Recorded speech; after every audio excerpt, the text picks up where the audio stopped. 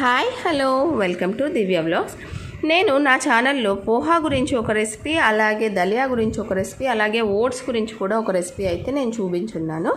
So ఈ మూడు మన హెల్త్కి చాలా మంచిది, కానీ ఈ మూడిట్లో కంటే కూడా ఏది బెస్ట్ అనేది ఒకసారి ఇప్పుడు మనము డిస్కస్ చేసుకుందాము. సో ఏది బెస్ట్ అని చెప్పడానికి కొన్ని క్రైటీరియాస్ అయితే కావాలి కదా.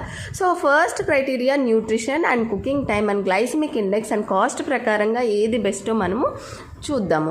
40 grams ఆఫ్ పోహాలో ప్రోటీన్ 2.2 grams ఉంటుంది, fat 0.5 grams and carbs 3 grams, 31 grams and fibre వచ్చి 1 gram ఉంటుంది.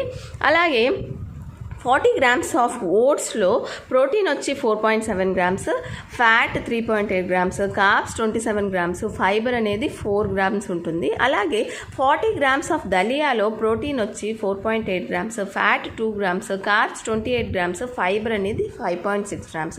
ఫైబర్ అనేది మనకి ఎందుకు అంత మంచిది అంటే మన బ్లడ్ షుగర్ లెవెల్స్ని ఇది చాలా కంట్రోల్లో ఉంచుతుంది, అలాగే మన హార్ట్ హెల్త్కి కూడా చాలా మంచిది. సో ఈ ఫైబర్ లెవెల్స్ని కానీ కార్బ్స్ని కానీ రెండు కంపేర్ చేసుకుంటే పోహాలో కార్బ్స్ ఎక్కువ ఉంది, అలాగే ఫైబర్ తక్కువ ఉంది.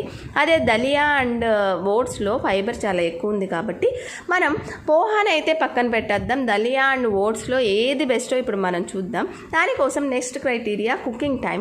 అదే ఓట్స్ కుక్ చేయడానికి 5 minutes కంటే తక్కువ పడుతుంది, అలాగే కానీ దలియాని కుక్ చేయడానికి 15 to 20 minutes అయితే పడుతుంది. అలాగే గ్లైసెమిక్ ఇండెక్స్ ఆఫ్ ఓట్స్ వచ్చేసి 55 ఉంటే గ్లైసెమిక్ ఇండెక్స్ ఆఫ్ దలియా వచ్చి 41 ఉంది.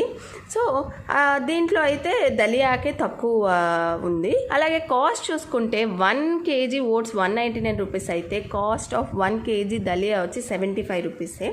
సో దీని ప్రకారంగా మనం కాస్ట్ ప్రకారంగా అయినా, ఫైబర్ ప్రకారంగా కానీ, లేకపోతే గ్లైసెమిక్ ఇండెక్స్ ప్రకారం కానీ, మూడు ప్రకారంగా చూసుకుంటే దలియానే చాలా మన హెల్త్కి బెనిఫిట్స్. మూడు మంచిదే, కానీ హెల్త్ బెనిఫిట్స్ ఎక్కువ దలియాకే ఉన్నాయి. సో మనం మన డైట్లో దలియాని కూడా ఇంక్లూడ్ చేసుకుందాము. ఈ ఛానల్లో దలియా మీద చాలా ఎక్కువ రెసిపీస్ అయితే పోస్ట్ అయిపోతున్నానండి, ఒకటి కూడా మిస్ అవ్వకుండా చూడండి. And thank you for watching.